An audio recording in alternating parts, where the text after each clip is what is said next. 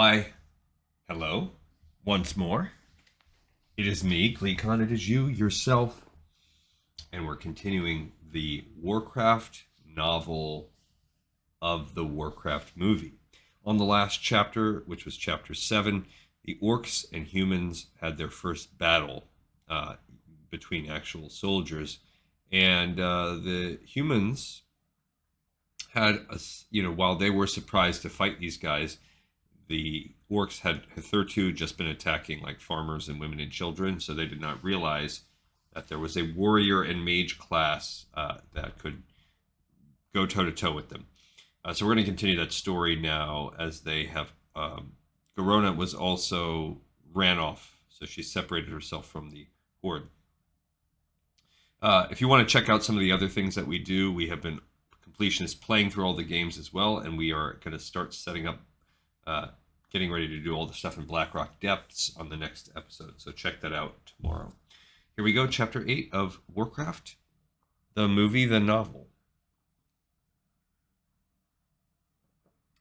The human youth had looked like a reasonable target. Garona had not realized he knew magic and was so proficient in it. The mistake had cost her. Now she jolted along in a barred wagon, a bleeding, battered orc warrior in chains across from her, staring at her. In the enclosed space, she wondered if she should have gone with Duraton. Maybe he would have agreed to hide her from Gul'dan, but no, he was too honorable. He would have felt the need to tell Gul'dan about her, and more than anything, Garona desired to be away from the warlock. Whatever the humans might do to her, it would be better. Over the rumble of the wheels and the clopping sound of the riding beasts made, one of the humans, the man who had used the loud weapon, which hurled small missiles, called out to them. "You, what are you?"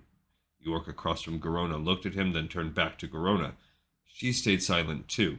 The human riding atop his mount beside them and gazing at them through the bars of the cart continued. "Why do you attack our lands?" Garona sat for a moment, thinking, weighing her options. Then she said in the human's own tongue, "He does not know what you speak." The human turned toward her, alert as a predator. His eyes were blue, his hair and beard pale, more like sand than earth. "You speak our language." There came a sharp clang as the bloodied orc lunged for Garona and was brought up short by his chains. "Say one more word in their language, slave, and I will wear your tongue," the orc rumbled. "What is he saying?" the human demanded. "He does not like that I am speaking to you," Garona said. The Frostwolf was well and truly angry now, and he again pulled hard on his chains, the veins in his neck standing out like ropes. "I will not warn you again," he snarled. "He keeps threatening me, but I care not for—" The Frostwolf lunged forward a third time, bellowing in fury, straining to reach Garona. The metal groaned in protest. Garona inhaled swiftly, her eyes widening. The human saw it, too. "Tell him to stop," he began. "You tell him," Garona retorted. A final rush forward, and this time the chains pulled from the wood to which they were secured. The Frostwolf reached out for her throat, his mouth open in furious cry. Garona retreated as far as she could, but it would not be far enough. He froze, gurgling. Brown blood seeped from his throat and his mouth, oozing down over the bright blade that was impaled halfway up its length. The light in his eyes faded, and when the human tugged his sword free, the Frostwolf slumped over, quite dead. Garona stared at her savior, impressed. Somehow he had been both swift and strong enough to leap from his mount and strike the Frostwolf through the bars in time. Now he looked at her again with those uncanny blue eyes. "You're welcome," he said. "Have you a name?" Lane asked of the strange prisoner. Lady Taria stood in the throne room off to the side with Lothar, Khadgar, Callan, and some of her husband's guards. She couldn't keep from staring at the female prisoner Lothar and Khadgar had brought in. She looked so human, except that she didn't. She was of human size and shape and would have been pretty save for the small tusks jutting out of her lower jaw. She was bleeding here and there were nasty festering sores on her green skin where her manacles had rubbed. What passed for clothing, and it was very little, was stained and torn. Her thick black hair was tangled, and dirt smeared her emaciated body, and yet she stood as if she were queen here, not Taria. Her spine was erect, her demeanor calm. This female might be in chains, but she was neither tamed nor broken. "You understand our language," Lane said, reminding her that they knew this. "Again, have you a name? You He walked down the steps from his throne. The prisoner stepped forward boldly toward him.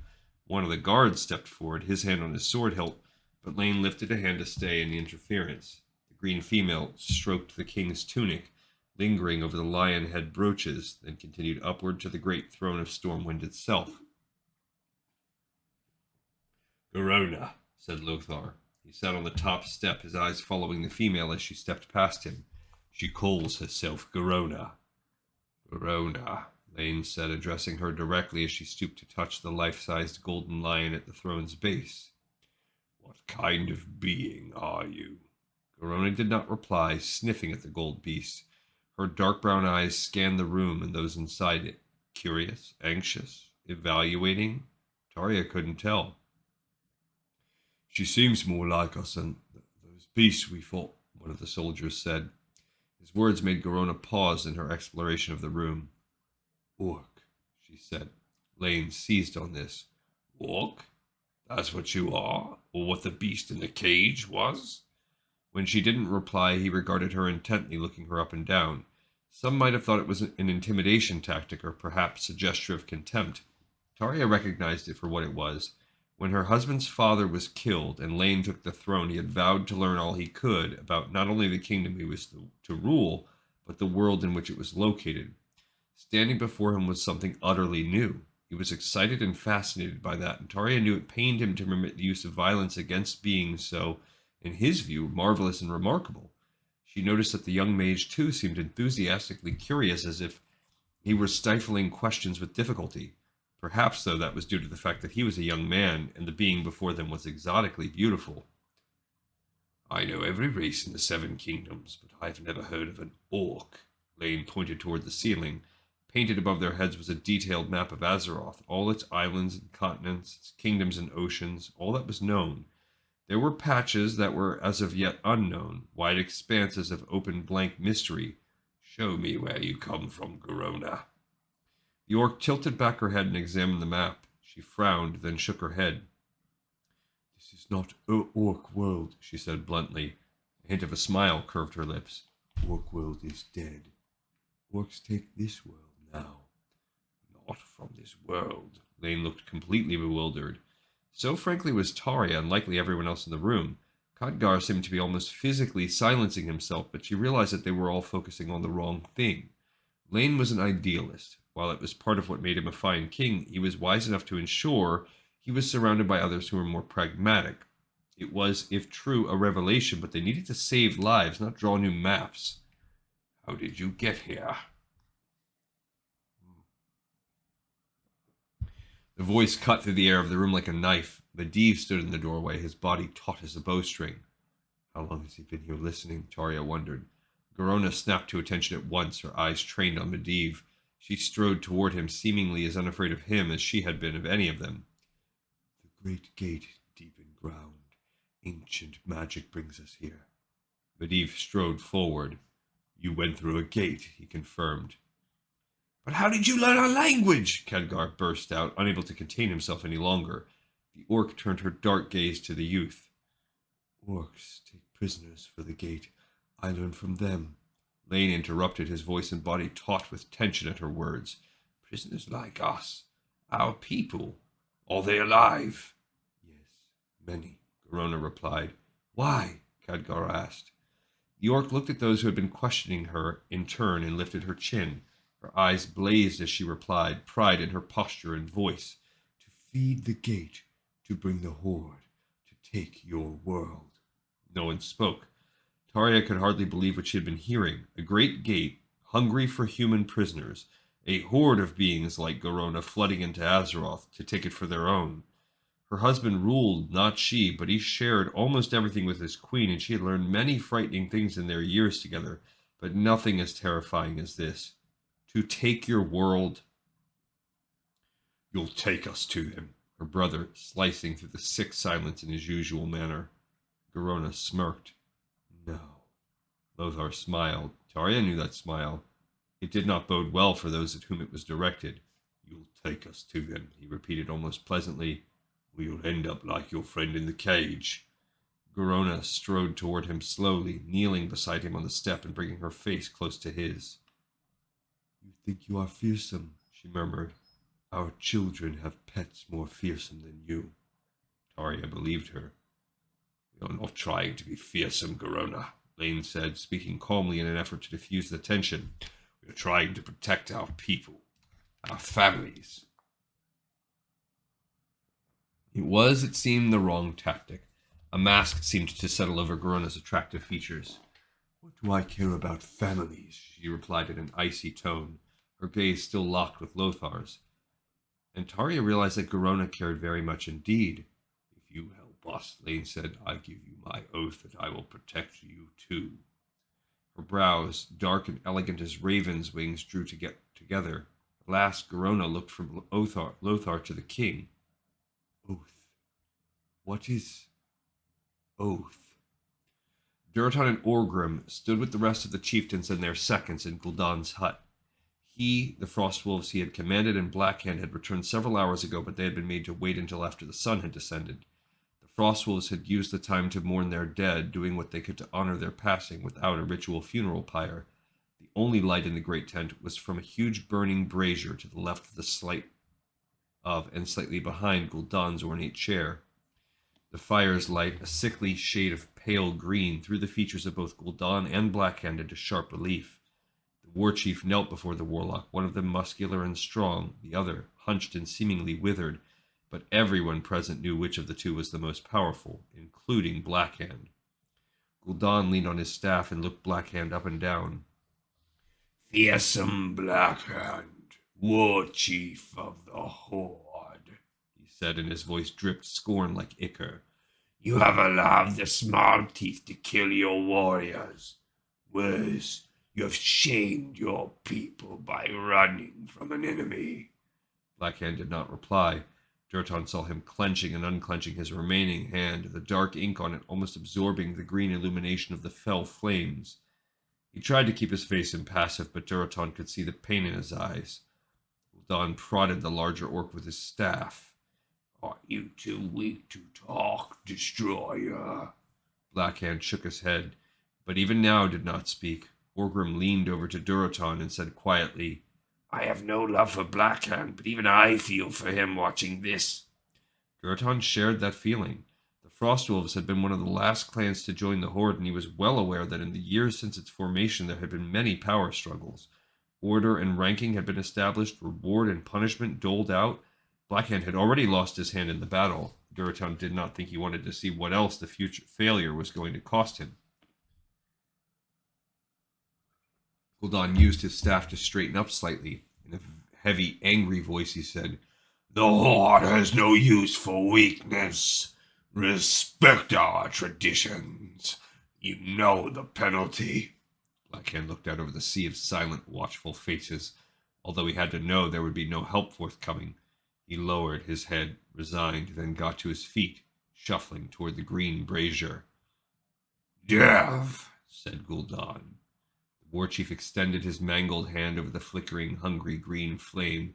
Then, taking a breath, he plunged forward, shoving the limb deeper into the glowing embers. Duraton watched horrified. The fell fire did not simply burn Blackhand's flesh, it ate it like a living thing, curling upward along his arm like an invading army. Blackhand did not cry out. He lifted his mutilated, green-shrouded limb, awaiting his death as the fell crawled upward. Duraton could not bear it. Before he even realized what he was doing, Sever was in his hand, and it lived up to its name as he lifted the axe and brought it down, cutting cleanly through Blackhand's arm. It fell to the floor, writhing and twitching, and Blackhand collapsed. The green limb abruptly crumbled into scorched chunks. Gul'dan fixed his glowing green eyes on the Frostwolf chieftain. You dare interrupt his judgment. Duraton stood his ground. He knew he was right. We fought hard. Their warlock used your fell against us. It was completely true. All those who had been present had seen it, yet they stayed silent as Gul'dan's body trembled with fury. Only I can control the fell, he shrieked. He leapt to his feet, his eyes glowing even brighter as the green flames flared to new life, flickering and licking hungrily. Many orcs gasped and drew back. Even Duraton retreated a step. I have heard that most of the Frostwolves survived, he sneered. Perhaps Blackhand kept you safely away from the battlefield. Maybe he knows you are weak too. The ludicrousness of the accusation rendered Duraton momentarily mute. Twice Gul'dan had made a difficult journey to ask the Frostwolves to join the Horde. In the end, it had not been Gul'dan's pleas, but the brutal and inescapable fact that Draenor could no longer support the clan which had made the Frostwolves trek south. Gul'dan knew this. Orgrim surged forward, looming beside his friend and chieftain's shoulder, his fists clenched. Others saw the gesture and turned to Orgrim. Duraton had no desire for a fight to break out. Violence was not the answer, not now, and he lay a calming but firm hand on his second's arm. Stand down. Orgrim all but choked on his rage, but he obeyed the unspoken command. Blackhand was struggling on the floor, and now he managed to make it to one knee, clutching the stump of his arm. I was not strong enough to defeat that chieftain, Blackhand grunted. If I had, the battle would have turned. Duraton would have none of this. Gul'dan was being stubborn and arrogant, and Blackhand should not believe the warlock. War Chief, your pride blinded you, Gul'dan barreled on. Only my magic can defeat our enemies. The words burst forth from Duraton before he could halt them. Your magic is what got them killed. Gul'dan turned slowly toward Duraton, his eyebrows lifting in surprise. Do you wish to challenge me, little chieftain? Duraton glanced around. Everyone present was silent, their attention focused on him. He thought of the thousands of innocent Draenei, children included, whose lives the Fel had claimed simply to open the portal to this world. He looked at the green flame in the brazier and in Gul'dan's eyes and spoke carefully. I do not question Gul'dan, he said, but the Fel is born of death. It must have a price. Gul'dan relaxed ever so slightly, his brow unfurrowing. He even smiled. Yes, he agreed. A price paid in lives taken. Later, much later, he entered his tent. Draka was there in the firelight, the good true firelight, bathed in its orange glow. She was cradling their child, and looked up as he entered. Her welcoming smile faded at the look on his face. He told her what had happened in Gul'dan's tent. She listened, without comment, as she had done the first night she had returned home from exile under the stars of Draenor. When he had told it all, he sat at the brazier, gazing into the flames. Draka understood his need for silence, murmuring gently to their baby as she moved the little head to the side and extended a clawed forefinger. She pricked her breast, and a trickle of blood, black in the firelight, appeared. She guided the baby back to her nipple, now feeding him from his mother's milk as well as mother's blood. It was fitting nourishment for a proud orc, a Frostwolf child, a future warrior. Draka glanced up at Duraton, and their eyes met over the head of their contentedly nursing infant. For the first time in what felt like forever, Duraton's heart knew a small brush of peace here, alone with his mate and child. He wondered if they should talk about what to do, how to react, what this meant, but what could he say? What could he do? Draka rose and went to him. "Will you hold your son?" was all she said. She extended the small, precious bundle, wrapped in a woven blanket with the Frostwolf symbol embroidered on it. Slowly, Duraton held out his hands. He was small, so vulnerable. He barely covered one of Duraton's great palms. He was whole and perfect, and his skin was the color of the fire that had raged across Blackhand's body. "He will be a great chieftain like his father," Draka continued, sitting nearby and watching. Her voice was warm, soft, confident. "A born leader." The words stung. "I was no leader today," Duraton said. The baby's eyes, blue and bright, went right for his father's face when he spoke. No orc had ever had blue eyes. The baby gurgled happily, his tiny legs kicking energetically. One small hand reached up and unsteadily closed on Duraton's tusks. Duraton leaned forward, wrinkling his nose playfully. The baby grunted, a tiny sound. His face scowled before he giggled. "Huh," said Draka, smiling. "He challenges you already." From somewhere deep inside Duraton's aching soul, a chuckle emerged. The baby laughed in response, his entire torso moving with his breath as he patted the tusk gently, mesmerized, utterly focused on his father's face. Duraton's smile grew for a moment, then unbidden, the thought of what he had witnessed snuffed out the joy. His eyes burned with unshed tears. If Gul'dan can infect one as innocent as him, what chance do the rest of us have?" Draka looked at him mutely, having no answer for him. "Whatever happens," he began, but couldn't finish. "Whatever happens," she replied. So the Horde and Alliance are dealing with the kind of like letting it sink in, this battle, what they have learned about the new foe in each other. And we will continue to learn more as we read the next chapter of the novelization of the Warcraft movie. For now, we have another episode in the pipe. 5 by 5.